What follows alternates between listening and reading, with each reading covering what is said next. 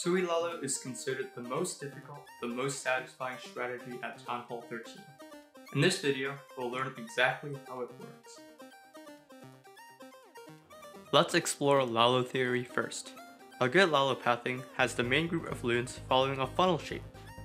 A funnel is wide on entry and narrow in the back. As a note, I'll be referring to this funnel shape a lot, but this is not related to the concept of funneling troops in.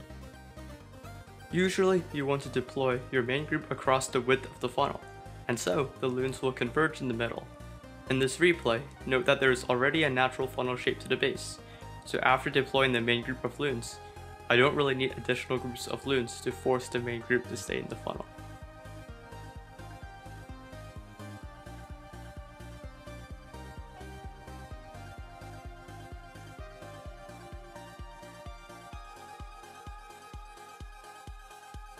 For most bases though, there are likely defenses outside the funnel, and the issue is that they would distract these main groups of loons, causing them to split up and veer to the sides.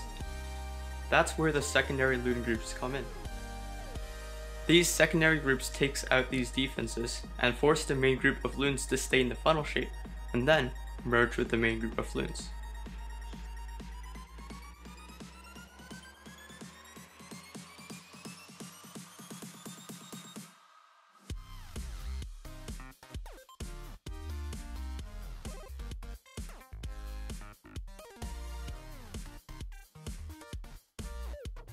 Now, let's talk about the heroes. The main goal of the Sui is to set up the Lalo pathing. In other words, take out a section of the base so that the remaining base shape is some sort of funnel. It's also ideal to take out either the enemy RC or the queen, though it isn't mandatory if you can get really good Lalo pathing.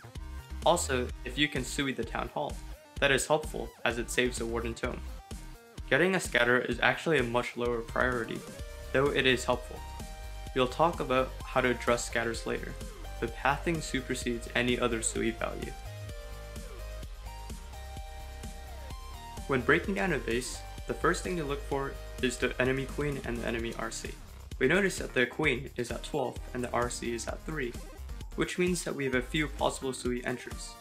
Let's take a look at the first one from 11. If we take out the queen as well as the Inferno, the base that's left is pretty weird for Sui Lalo, because the Lalo pathing isn't great. However, if we let's say try a Sui from the town hall, then we could RC from 3 to get some more value and potentially trade RCs. After that, we would be left with a really nice Lalo pathing. The issue with that is that I'm kind of relying on the RC too much here, and I don't think I'll be able to get all the RC value even if I freeze.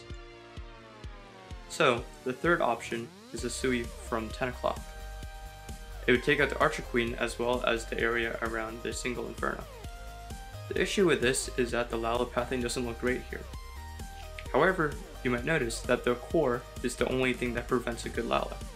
So if we take out the core with a plimp from 9, and have it take out the scatter and the eagle, then we are left with a really nice Lalo pathing, which forms a funnel shape.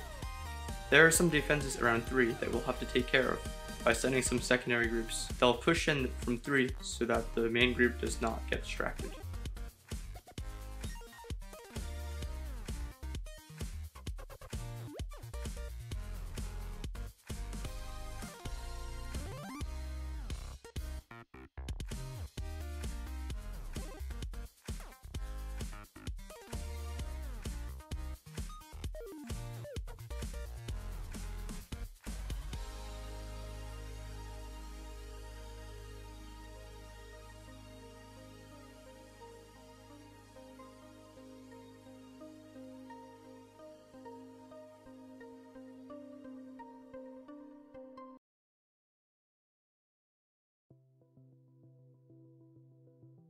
Now, let's move on to part 2.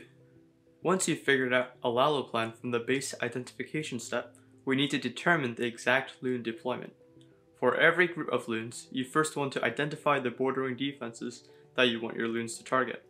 For example, with this Lalo plan I came up with, I've got the main group coming from 12, with the secondary group coming from 9. I first identify all the outside defenses that the main group will target. Then, I need to send a certain amount of loons to directly target each one. This chart shows the minimum number of loons per defense that I recommend. It's very much only a minimum, so it's good to add a few extra loons per defense for insurance, as long as you have enough loons left for your other groups. As a rule of thumb, if you have a thinner funnel shape, then the main group of loons should have more loons per defense, while a wider funnel shape is correspondingly thinner. As shown in this replay, these numbers should only be followed roughly, so there is no need to meticulously calculate loon amounts. Also, you might notice that I deploy my second group of loons at 9, in a bit of a weird way. I predicted there were Teslas there, so I attempted to blindly direct target any possible Teslas. The timing of the secondary groups are a bit more difficult to master.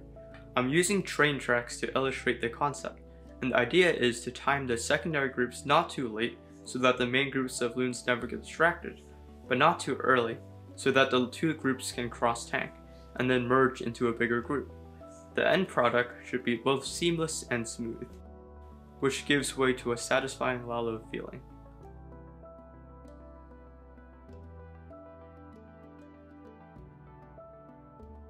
I believe that the blimp is by far the most effective siege with Sui Lalo. The first option is to bring a hound and 5 super goblins. The goal is simply to take out the town hall and save the tome for somewhere else. This works best for isolated town halls, such as ring bases. It's also best to time the blimp so that it is under the warden's tome to protect it against black mines.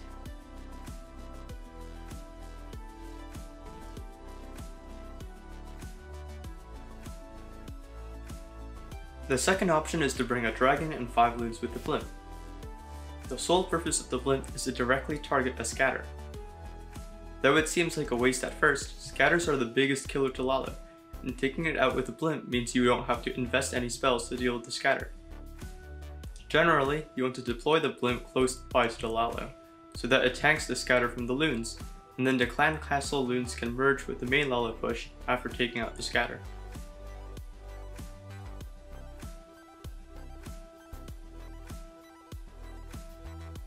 As for the slammer, it isn't as strong compared to the lower Town Hall levels, as the sheer number of defenses at Town Hall 13 makes it so that the slammer will only take a few minor defenses, and it isn't great at tanking either.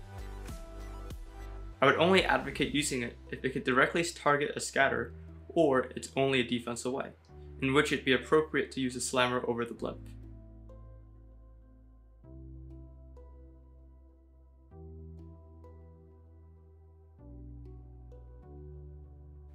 For most bases, the 3 main ways to deal with scatter shots is either to blint the scatter, tome through, or keep freezing it. You don't want any scatter to be hitting the loons even once. When breaking down a base, you should have in mind which way you'll be dealing with each scatter before starting the attack. Let's put this into practice. This base was actually a bit easier to hit because I felt I could Sui the bottom scatter while still creating good Lalo pathing. So, only the top scatter would be left. I had 2 options here. Note that the option to freeze the scatter is unnecessary here, as there's only 1 scatter left. So, my first option would be to warden through the scatter, then send a blimp all the way down for the town hall. I didn't really like this plan, as the low DPS up top meant the warden tome would be a bit of a waste. And the Lalo pathing was a bit weird, and finally, I didn't feel comfortable sending a blimp alone into such a heavy damage area at 6. So I rolled this option out. Alternatively, I could blimp the first scatter and then warden tome at the town hall. I like this idea better, as it means I don't need any spell support for the lighter part of the base, as the blimp handles the scatter. So, I went through with this plan. Also, since I don't really need any freezes for this Lalo, I felt it was better to invest them with the Sui.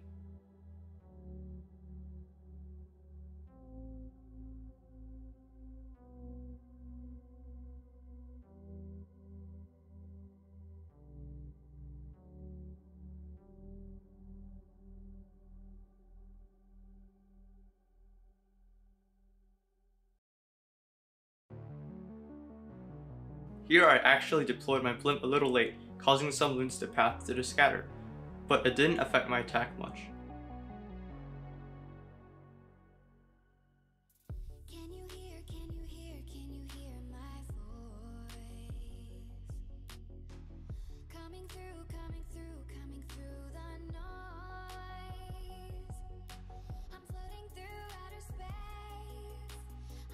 The haste spell should be used to speed up any lagging loon groups that might mess up pathing. It is sometimes also a good idea to haste into a scatter or a multi, so it can be down as soon as possible. As a rule of thumb, I like using most of my freezes and hastes early, then using the ward into them late. Loons get wrecked by even a few scattershot hits, so it's better to use too many spells than too little. Finally, if you have a very wide funnel shaped Lalo plan, hastes are required in the beginning to keep the loons moving, otherwise the loons will thin out quickly.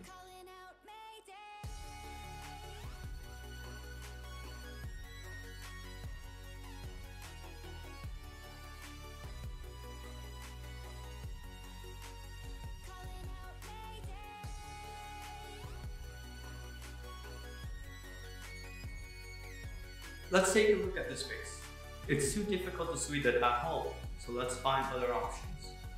My first thought was to get some nice value with the Sui from 10, but with the pathing work here, I'd have my main group from 6 to 8, but I would need some big secondary groups from 4 to 5 to push the main group in. It's really annoying for my secondary groups to deal with 2 multis though, so maybe that's not the best idea. With 2 enemy heroes close together, my second idea was to Sui from 6, and take out the multi, both heroes, and maybe even the scatter. Since I'll be taking out both heroes, I could use both skelly spells to help tank. I'd send the RC at 7 to funnel for my Sui, then send my Sui through the channel and wall break in. With this idea, the Lalo pathing actually looks pretty good.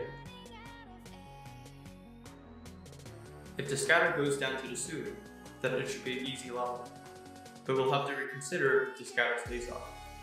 Regardless, let's try it.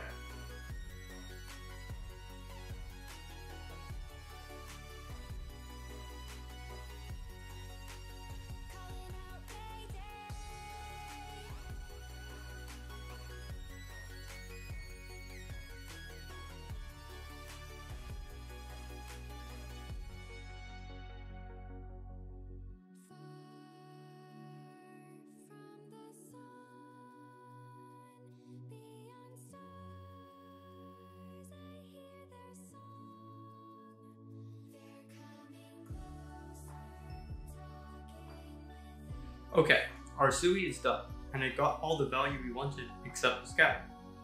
To deal with the lower scatter, I could blimp it and get the eagle as well, but I can actually direct target the scatter with the slammer, so I'll do that instead. Next, we can send the main group from 8 to 10, but I'll also need to draw a few loons at 11 to push the main group into the town hall. Then, let's figure out how to deal with the upper scatter in the town hall. There's good freeze value with the scatter and in the multi, so I think I'll freeze and haste into that compartment, and then warden Tome at the town hall. Let's go forward with that plan. The best way to practice Sui Lalo is just to keep analyzing different races and forming plans, trying to execute the plan and then seeing where things went wrong, either from the plan or from the execution. I would recommend TH13's channel, which I link below, for lots of Lalo replays. I believe that other people's attacks are the best way to improve with planning. Sui Lalo has many things going on at the same time, yet it's important to get every placement and timing correct. Once you get the hang of it though, it's an absolutely overpowering strategy, and in my opinion, the most beautiful attack.